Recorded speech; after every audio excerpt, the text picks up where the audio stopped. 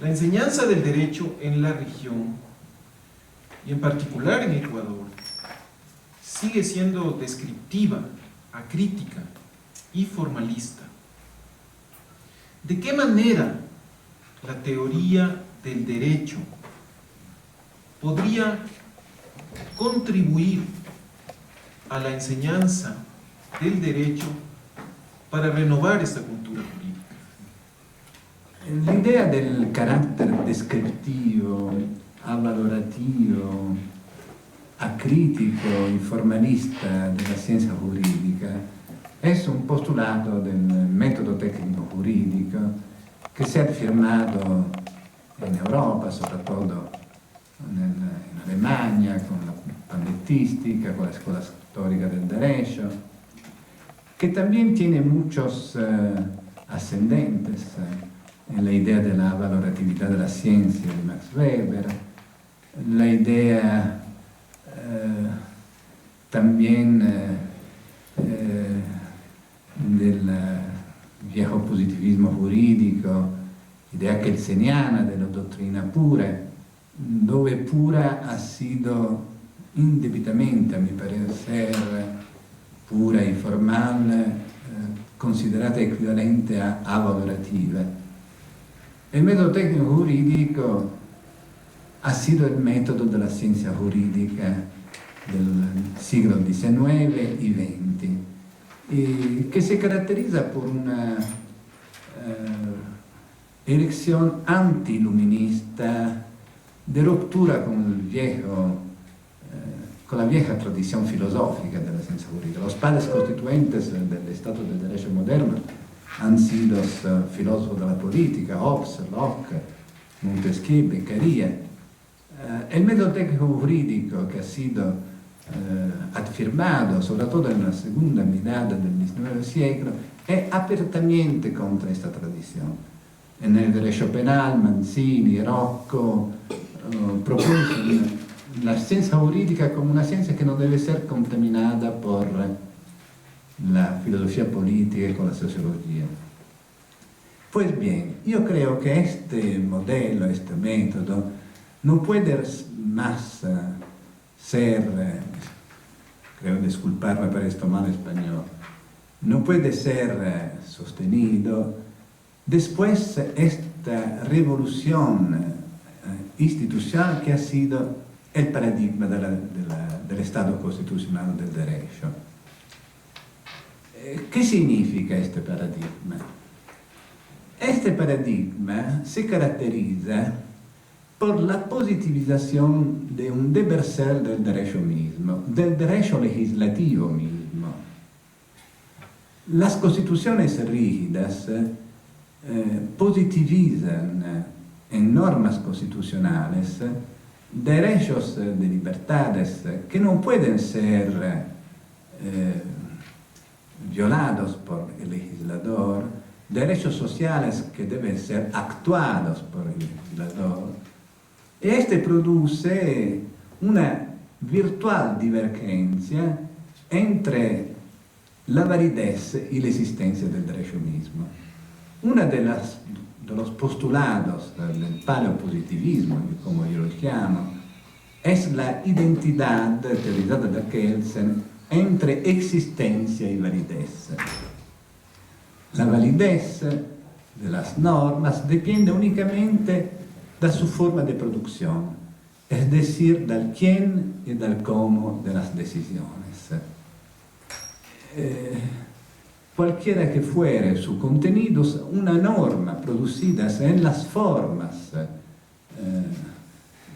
determinadas de las normas formales sobre la producción, es una norma que existe y es también válida. Este comporta como implicación que la ciencia del derecho tiene como único rol científico l'interpretazione de las leyes. La crítica puede ser solamente externa, una crítica política del punto de vista moral, político.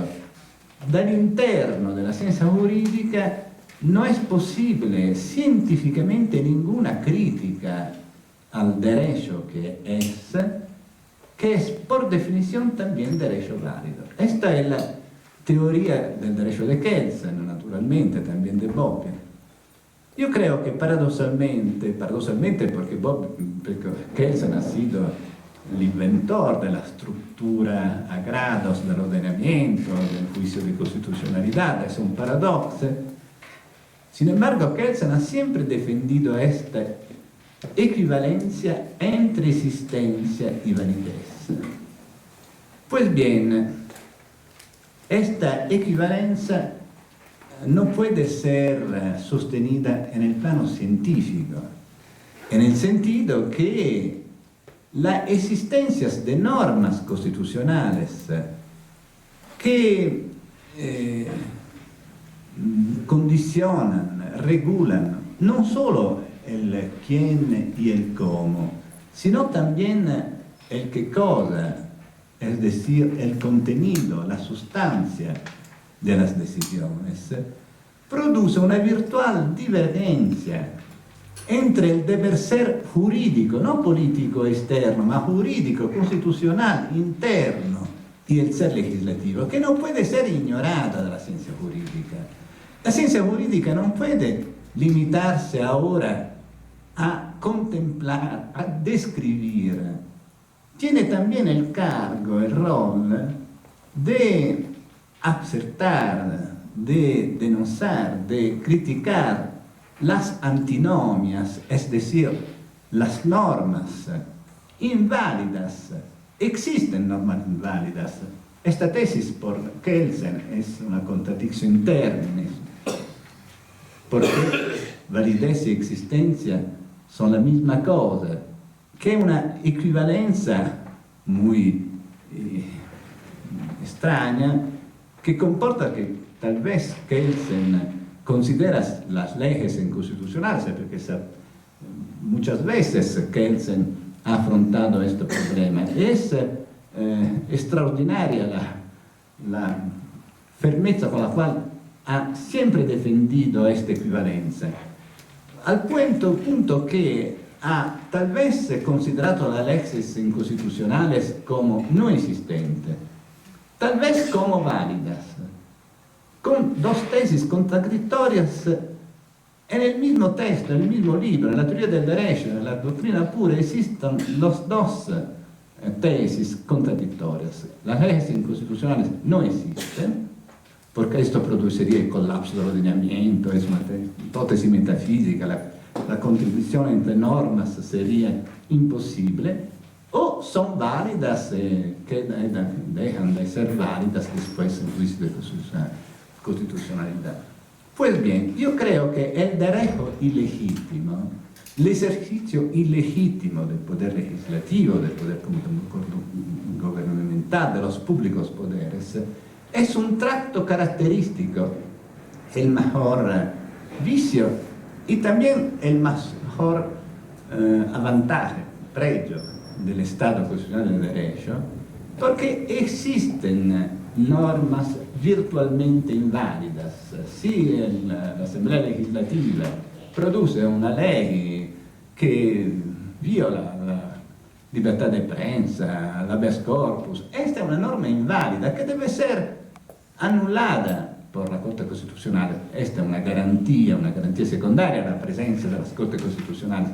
Ma la ciencia jurídica non può contemplare, deve, e io credo che lo hace normalmente, nonostante su declarada acriticidad, debe también reconocer las lagunas, es decir, si tomamos los derechos en serio, no solo los derechos de libertad implican prohibiciones de hacer, de producir leyes ilegítimas, leyes inválidas, ma comportan también los derechos sociales, por ejemplo, a la salud, a la instrucción, el deber de introducir leyes de actuaciones, la obligación son las garantías primarias, de introducir las garantías primarias, es decir, las obligaciones correspondientes, y la falta de estas garantías, que en el derecho internacional es sistemática, porque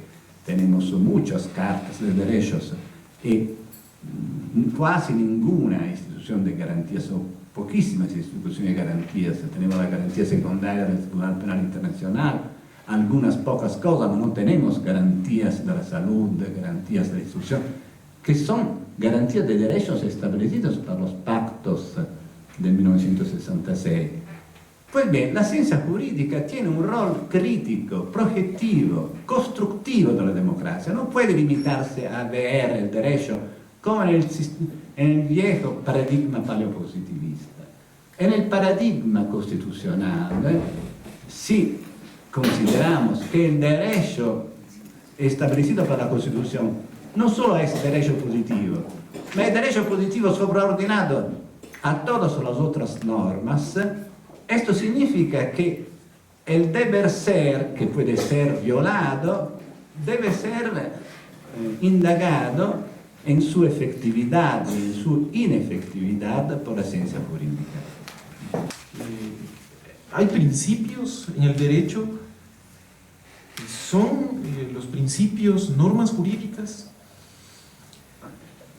Yo creo que esta distinción ha sido muy enfatizada.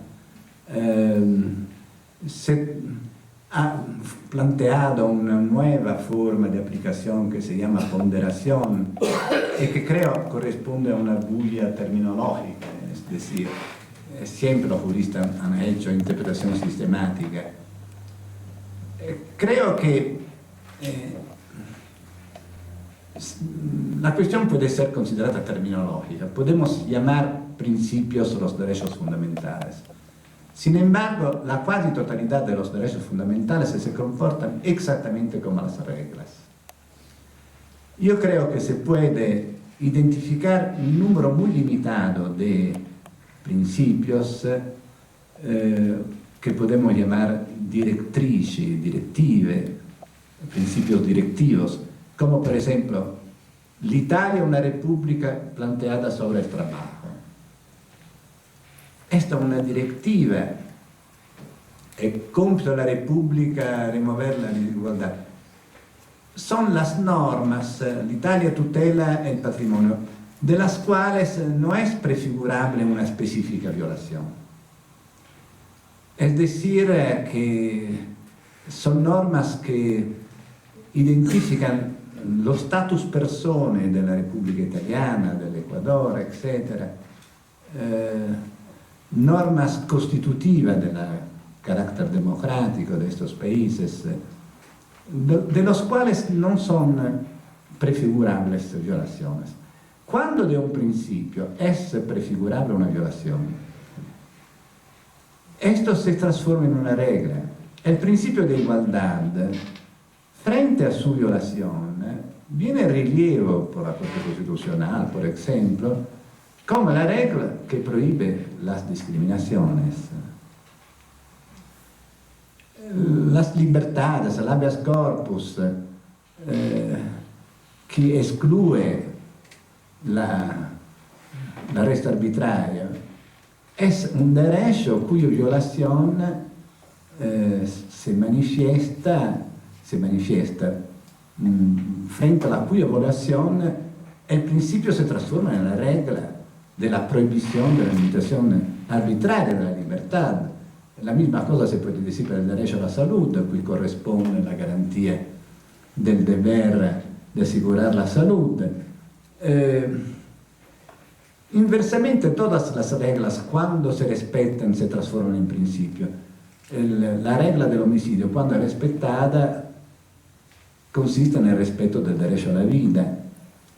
Yo creo que esta distinción ha producido, planteando la ponderación, un debilitamiento de la fuerza normativa de las constituciones, un activismo judiciario que legitima a los jueces a derogar. Los principialistas hablan expresamente de derrotabilidad, a derrotar de las normas constitucionales. Y también el legislador, se habla también de una ponderación legislativa. El legislador puede derrotar a una norma por Ma esto significa que ribaltar la jerarquía de las fuentes. Naturalmente existen derechos no tanto en conflictos, respecto a los cuales existen límites. No se puede presentar como conflicto el límite expresado da una norma especial que segundo los criterios tradicionales prevalece sobre una norma general. Por ejemplo, la libertad de prensa no excluye la difamación, la violación del honor, que es una norma especial, un límite a la libertad de prensa. No es necesario disturbar toda la teoría del derecho, inventar la ponderación, la diferencia entre principios y reglas, la derrotabilidad, por tematizar cuestiones que son siempre existidas en el derecho penal, en el derecho civil. En el derecho penal existe la ponderación entre agravantes y eximentes, la legítima defensa. Y se puede ser hablar de ponderación.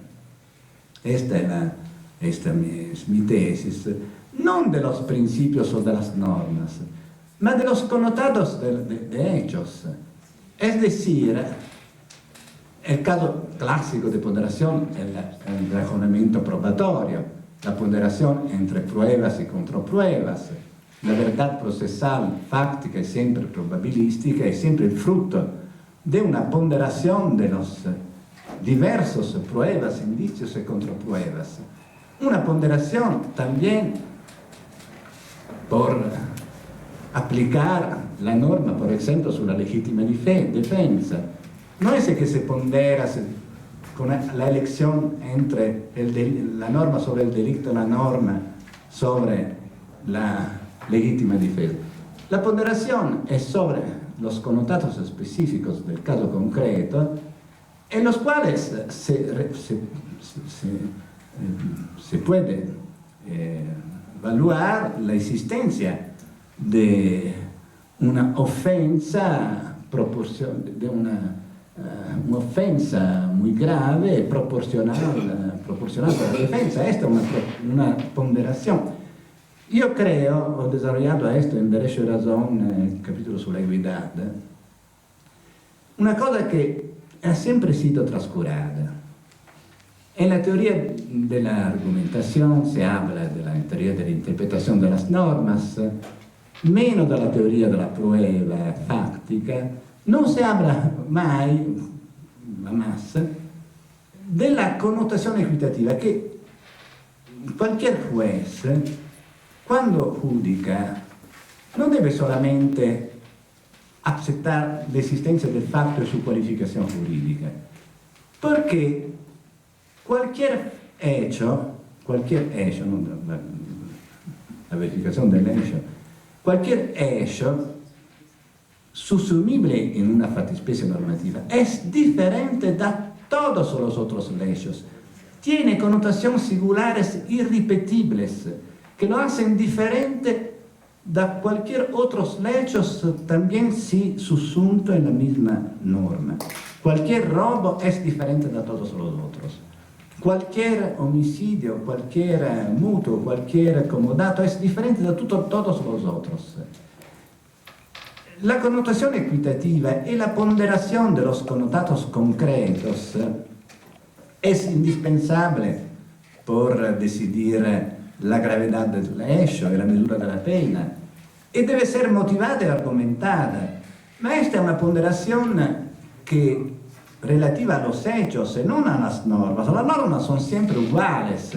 El juez debe ser sometido a las normas. E naturalmente nella fisiologia del giudizio sta la necessità non solo della prueba che richiede l'esistenza del hecho susumibile, ma le sue caratteristiche concrete che sono alla base también de un elemento de indulgencia, de comprensión, e che deben ser ponderate, valutate, acertate por el juez.